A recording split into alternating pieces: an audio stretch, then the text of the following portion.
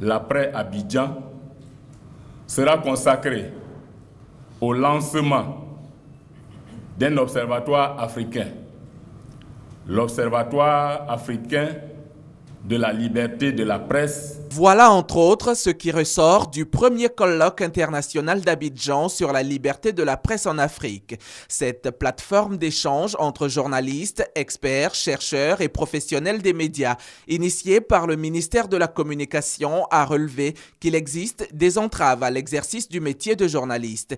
Puis, elle a fait des propositions. Sur le plan économique, les journalistes sont mal rémunérés, ce qui les expose aux tentations de toutes sortes et les fragilise dans l'exercice de leur profession.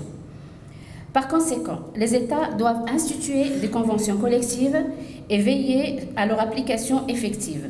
Les États doivent créer également les conditions de la viabilité des entreprises de presse, application de la Convention de Florence, subventions, etc.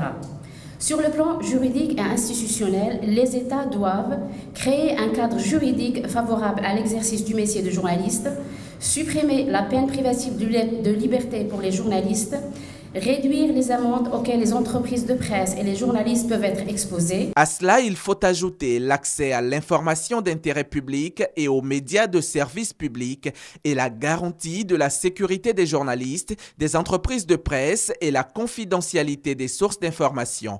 Afoussiata Bambalamine, la ministre de la Communication, promet de tout mettre en œuvre pour le respect et l'application de la déclaration d'Abidjan. L'engagement que je prends, c'est de faire tout, vraiment tout ce qu'il faut pour que tous les engagements, tout ce qui est contenu dans la déclaration ne soit pas vain.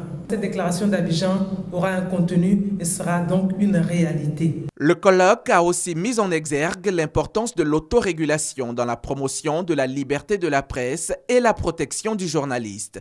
Par conséquent, il recommande la création d'instances d'autorégulation dans tous les pays avec le statut d'organisme d'utilité publique.